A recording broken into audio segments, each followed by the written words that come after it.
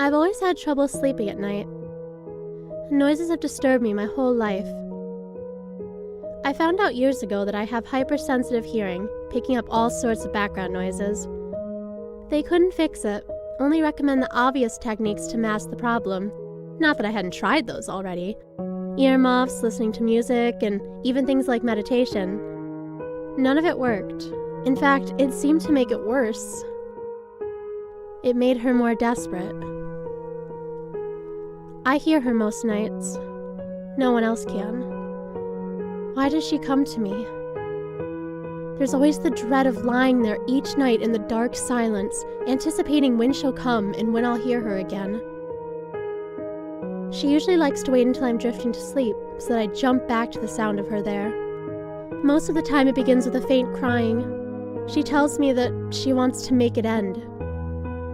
I know she's getting closer to me, and some nights I can even sense a cold breath in my ear. I can sense her beside me in the darkness, coming to me. And sometimes she whispers things like, "It's only me," right into my ear. She's toying with me, like a cat does to a helpless insect before killing it. The thing is, I could never see her, but it slowly felt like she was becoming more real. The doctor later informed me that I'd suffered from schizophrenia. I've been taking medication for a long time, but it hasn't really been working. It's just made me feel more helpless. It was difficult for a girl as young as me to deal with this. I know now I could accept that she wasn't real. It was all in my head and there was nothing real to be afraid of. That was until last night. Last night, her presence felt more real than ever. I could hear her whisper, feel the air on my neck, and even smell of her breath. It was all too realistic to handle. I got so scared that I fell back into the old habit of running through the darkness of the house into my mother's bed to sleep beside her, where I felt safe.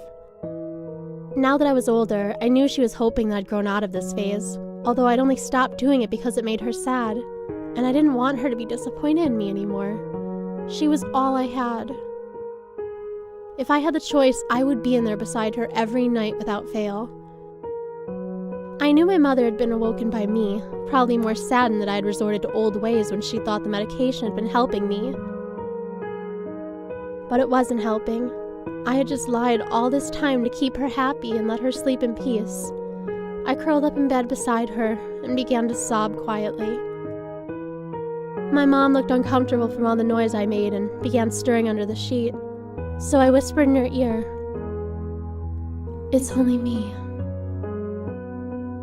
She sat up abruptly, looking anxious. In the darkness, I saw her reach over to the phone and begin to dial a number. I noticed on the screen that she was calling the doctor. "The voices I used to hear," she said. "They're back."